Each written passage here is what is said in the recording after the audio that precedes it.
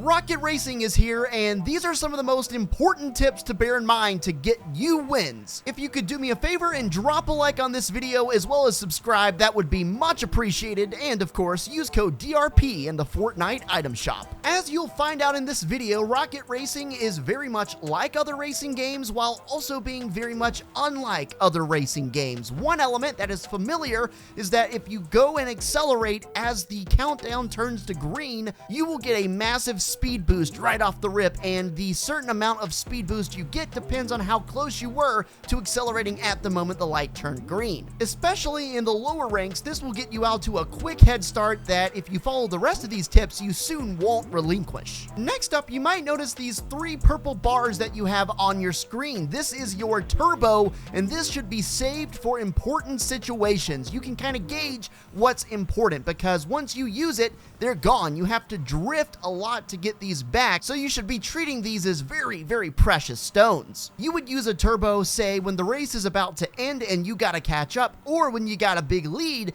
and you just want to extend that lead and just burn everybody in the dust. The definition of when's a good time to use a turbo kind of varies from person to person, so just use your best judgment. These can be real-time game changers if used accurately. Next up, let's talk about the drifting, because the drifting is a little bit different than other racing games. So the biggest key that I learned about drifting right off the bat is you cannot drift too early. In a lot of games that you have racing, you can drift pretty early and control it pretty well, but in this, the drifting is kind of nuanced, and if you've played, you'll understand what I'm saying. Essentially, what you've got to do, and it's kind of hard to rewire your brain, at least if you're like me, but what you got to do is you got to literally go straight into the curve without turning and then use the drift way later than you think you should, but if you start doing this over time, you'll begin to master it. Next up, you gotta always be drifting, and you gotta be drifting as much as you can for however long you can do it, even if it's a tiny drift here and there,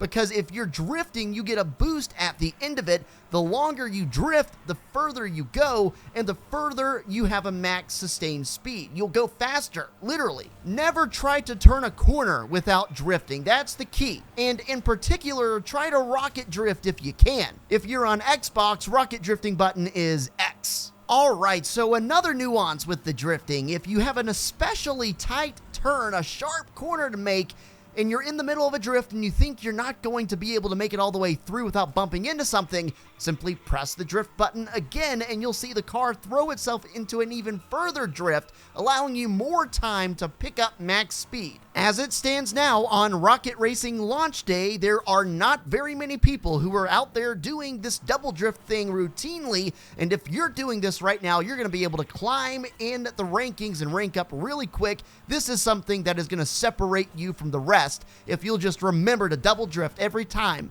there's an especially sharp corner. Here's one more tidbit about the drifting system. So if you're drifting and you notice it's not going how you planned and you're gonna hit something or someone, or it's just not going right for whatever reason, you can quickly press the drift button and aim in the opposite of the steering direction to pop out of the drift instantly and go back to normal. This is where it gets interesting though. Remember what I said earlier about trying to always stay drifting for the speed boosts? Well, if you're in like a straight shot, a long straight road, you can still hit mini boosts to the left and right, mini drifts, and even yourself out by steering in the opposite direction and pressing the drift button again. It's the little things like this that if you can combo it together perfectly, it's truly going to separate you from the rest of the competition. Okay, so as you're playing, you may encounter some green little triangles on the ground, and those are speed boosts. They're just not the big main speed boosts, and because of that, a lot of people won't even bother going over them. So whenever you see a green triangle or a green speed boost on the ground,